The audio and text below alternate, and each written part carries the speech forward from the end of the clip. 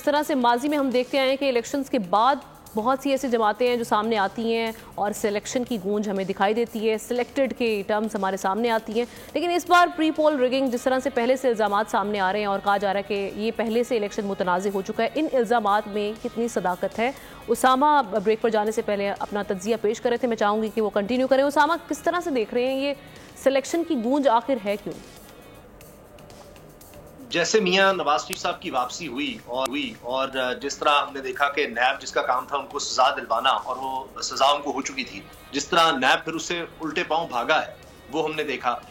एक तरफ हम देखते हैं कि अब भी तोशाखाना की अगर बात की जाए तो गाड़ी नहीं ले सकते, अभी तक कानून यही है कि आप गाड़ी नहीं ले सकते। एडमिटेड फैक्ट है कि मियां नवाज शरीफ साहब ने वो गाड़ी ली और जब ये दौर था पाकिस्तान पीपल्स पार्टी का, यूसुफ गिलानी साहब प्राइम मिनिस्टर थे और जरदारी साहब को मिली, वो केस आप देखिए कि पेंडिंग चलता है। दूसरी तरफ अगर कोई शख्स जेल में भी है तो उसके खिलाफ रोजाना की बुनियाद पर केस चल रहा है। तो यहां से अंदाजा होता है कि एक केस पुराना है, वो अभी तक उसका हतमी फैसला नहीं आ पा रहा, और अगर कोई केस में फैसले थे भी तो वो सारे रिवर्स हो गए।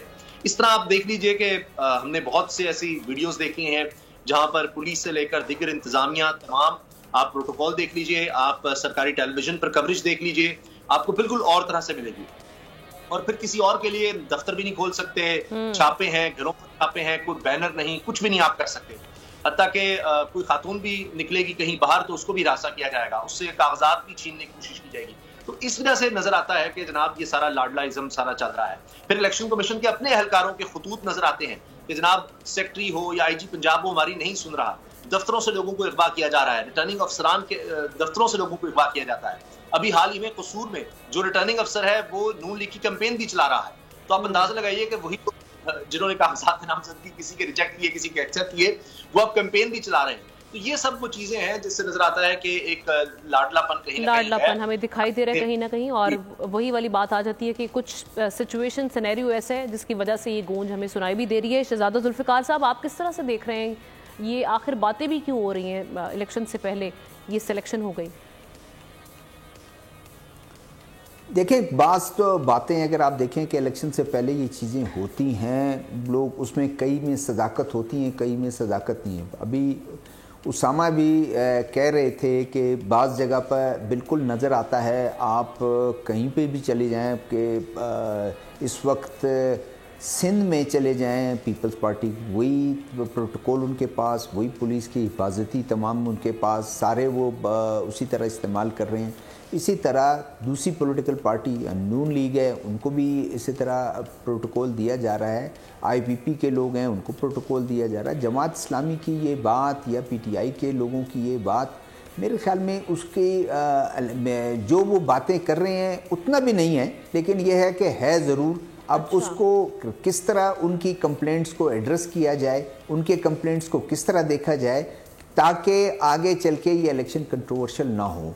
इलेक्शन में होती हैं जिनके हलकों में कुछ जो वर्कर होते हैं वो अपने ज़रा कोशिश करते हैं कि वहाँ से वोट जो है वो ज़्यादा से ज़्यादा डलवाएँ। कुछ होता है ये थोड़ा बहुत 19-20 या 18-20 कहीं होता है, लेकिन बिल्कुल बहुत ज़्यादा वो हो जाए तो उससे फिर इलेक्शन के जो रिज़ल्ट हैं उस पर एक असरात पड़ेंगे। वो आप हुकूमत भी कर लेंगे, हुकूमत बना भी लेंगे, लेकिन शायद वो उस तरीके से एक कवर आपको ना मिल सके। बेहतर यही है, क्योंकि अभी इस इलेक्शन में जिस तरह खबर चली थी कि फॉरेन ऑब्जर्वर भी आ रहे हैं, जर्नलिस्ट भी आ रहे हैं, वो भी देख रहे हैं, चीज़ें जब वो यहाँ से रिपोर्ट जाएंगी वो ठीक नहीं होगी।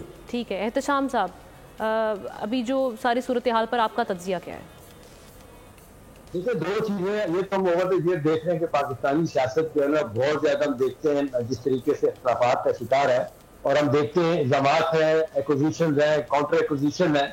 असल बात यह है कि ये सियासत म्यूजिकल चेयर का खेल तो डेफिनेटली बना है। पावर पॉलिटिक्स में आना यही सब कुछ होता है, क्योंकि इस पार्टी की बात कर रहा होता है, किसकी बात कर रहा होता है। लेकिन असल बात यह है कि इस स्टेज पे आके जबकि हम देख रहे हैं 7-8 दिन 10 दिन रह गए इलेक्शन में, ये कहना है कि जी सिलेक्शन की जा रही है, इलेक्शन नहीं हो रहा, मेरा ख्याल है ये ज्यादती की बात है। खास तौर पे मैं भी बड़ा नाफिक रहा हूँ इलेक्शन कमीशन का, लेकिन आप देख रहे हो ओवर द ईयर कई चीजें ठीक हुई हैं। अब तो मोहर सबक लगाई है जिस तरीके से सुप्रीम कोर्ट ने ये बल्ले के निशान के हवाले से, तो मेरा ख्याल है असल फ्रस्ट्रेशन हम देख रहे हैं पीटीआई के लोगों को है जो सोशल मीडिया पे बहुत कुछ बोल रहे हैं। देखिए अब हो क्या रहा है, असल बात है कि जहाँ ये मामला जा रहा है तो लग रहा है कि कैसे से हाइब्रिड निजाम हमारे पाकिस्तान में चल रहा है। अगला हाइब्रिड प्लस प्लस का लोग जिक्र कर रहे हैं। तो ये सारी चीजें जिसकी बुनियाद पे सब बातें हो रही। अब मुझे बताएं जो 3-4 बड़ी प्लेयर है उनको क्यों इग्नोर कर रहे थे? क्या पीपल्स पार्टी ऐसा कह रही है, PMLN कह रही है, JUI कह रही है, ANP कह रही है, MCOM कह रही है, ठीक है सबके इखराजात अपनी जगह, लेकिन कोई इस तरीके से इलेक्शन कमीशन को कंट्रोवर्शियल नहीं बना रहा जिस तरह मेरा ख्याल कुछ लोग बना रहे हैं। या तो उनको लग रहा है देखो इतना कुछ होने के बावजूद सुप्रीम कोर्ट काउंटर भी दे जाके हमने सिर्फ 95% जो आजाद अरकान जो PTI के उनको इलेक्शन में हिस्सा लेने की इजाजत मिल गई। आज 5 टॉप के लोगों को मिल गए जिसमें आप देख हुए शामिल है, सनम जावेद भी शामिल है, इस तरह कुछ और 3-4 लोग शामिल है। तो अब मुझे नहीं लगता उनके लिए कोई ऐसी चीज रहेगी सिवाय इसके कोई जमात लगाए। ये हर चीज अपने मतलब की नहीं हो सकती। जब आपको कंधों में बिठा के लाए थे मीडिया तो आप बड़े खुश थे, आज मीडिया के खिलाफ है। वही जो मसला आपको लेके आई थी तो सब अच्छा था। आप कहते थे PTI और पाकिस्तान की आर्मी में जिंदगी में 76 सालों में कभी इस तरह जेल में सब किया है। अब क्या हो गया? व्हाट वेंट रॉन्ग कि आप जमात की साथी शुरू कर रहे हैं?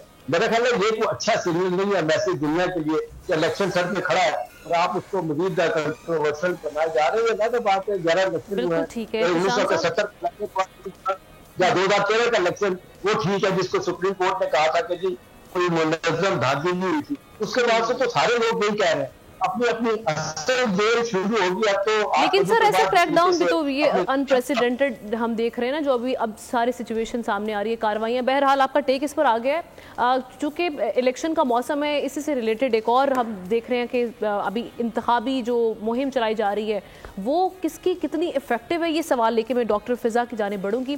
डॉक्टर फिज़ा, किस तरह से देख रही हैं, किसकी मुहिम आप समझती हैं इस वक्त बेहतर है?